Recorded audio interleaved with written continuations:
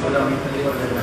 তো এরপর থেকে কিন্তু সেটা নিয়ে ব্যাপক আলোচনা সমালোচনা সামাজিক যোগাযোগের মাধ্যমে যে আচরণবিধি লঙ্ঘন করে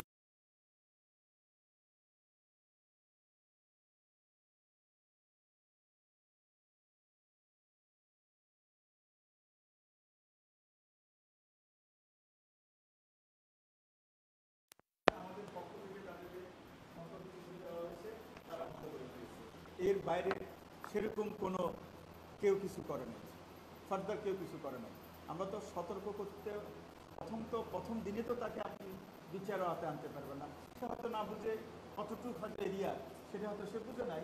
যখন বুঝছে যে না এটা এরিয়া যেখানে নিষেধ, তো তারা বন্ধ করে ফেলছে, অসুবিধা নেই।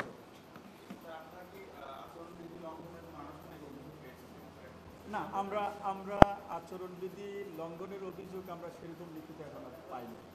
হ্যাঁ, আপনারা যা বলতেছেন সেরকম। স্যার 9 সেপ্টেম্বর আপনারা নির্বাচন তারিখ ঘোষণা করেছেন, আপনারা কি পুরোপুরি প্রস্তুত বা কোনো শঙ্কা আছে কিনা যে আমরা এই পর্যন্ত আপনারা দেখছেন আমরা প্রস্তুত, আমাদের প্রস্তুতিতে কোনো ঘাটতি নাই। ভবিষ্যতে কি হবে সেটা কেউ বলতে পারে না। ভবিষ্যৎ নিয়ে প্রশ্ন না করাই ভালো। হ্যাঁ, আমরা আমাদের কাজ করে যাচ্ছি।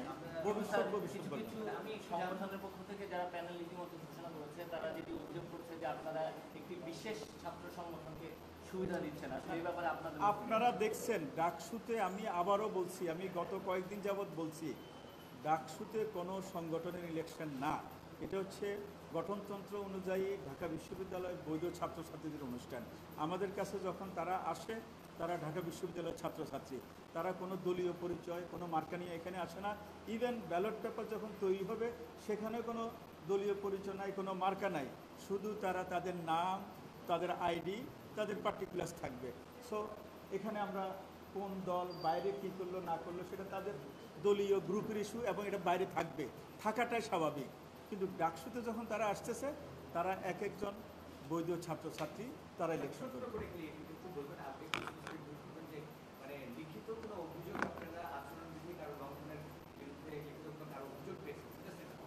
না, এখনো আমরা পাইনি, লিখিত কোনো কিছু আমরা পাইনি। না, সেটা আমাদেরকে তো অ্যাড্রেস করে দেওয়া হয় নাই। আমি আবার বলছি, হ্যাঁ, সে যে চিঠিটা কয়টা পয়েন্ট দিয়ে আসছে, তারা একটা উন্মুক্ত চিঠি আমাদেরকেও দিয়েছে, আপনাদেরকেও দিয়েছে। মানে এটা নির্বাচন অথবা রিটার্নিং অফিসার অথবা চিফ রিটার্নিং অফিসার কাউকে অ্যাড্রেস করে দেওয়া হয়নি, এবং সেখানে স্বাক্ষরও নাই।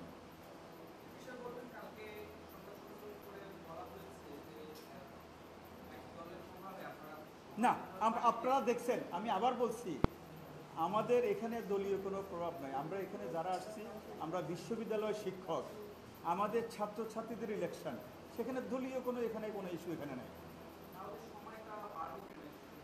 সময়টা বাড়লো কেন সেটা তো আমরা কালকেও ব্যাখ্যা করেছি, আপনাদেরকে।